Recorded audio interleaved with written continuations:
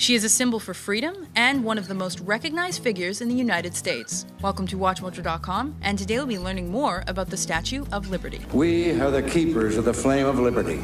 We hold it high tonight for the world to see, a beacon of hope, a light unto the nations. Located in New York Harbor, the Statue of Liberty is a depiction of the Roman goddess of freedom. Dedicated in a large ceremony on October 28, 1886, the statue's official name is Liberty Enlightening the World. Originally a gift from the citizens of France, she was designed by French sculptor Frédéric Bartholdi. Law professor Edouard René de La Boulaye is credited with the idea of a shared statue between the French and the Americans. The statue was meant to commemorate the U.S. centennial and the ideals that both France and the United States shared of freedom and democracy. However, only her right hand and torch were finished by 1876, and both were displayed at the American Centennial Exhibition.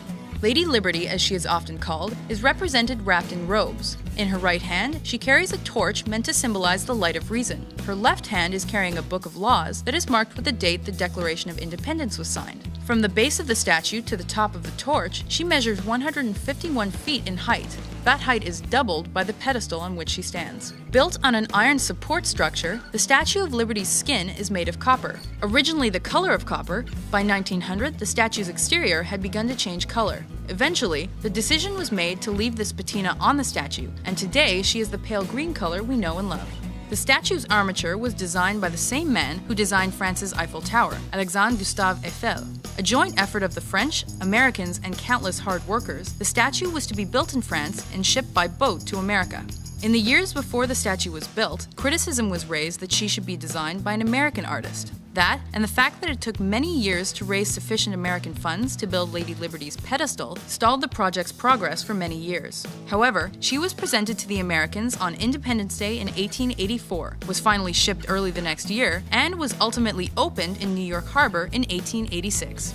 Many new Americans immigrating to the country by boat were welcomed by the Statue of Liberty upon their arrival. This helped lead to her status as a symbol for the country. A poem inscribed on her base bears the famous lines, "Give me your tired, your poor, your huddled masses yearning to breathe free," and welcome settlers to the New World.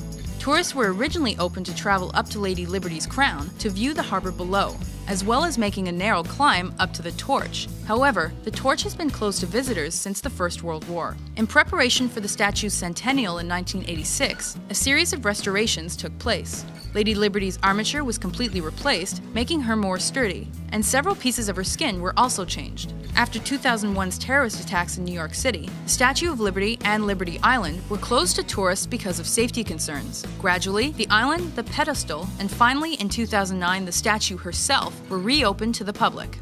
Because of Lady Liberty's status as an American icon, she is often featured in pop culture and on tourist souvenirs.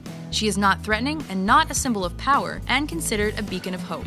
Lady Liberty has witnessed well over a century's worth of history and has come to embody the American ideal of freedom. With joy and celebration, and with a prayer that this lamp shall never be extinguished, I ask that you all join me in this symbolic act of faith, this lighting of Miss Liberty's torch.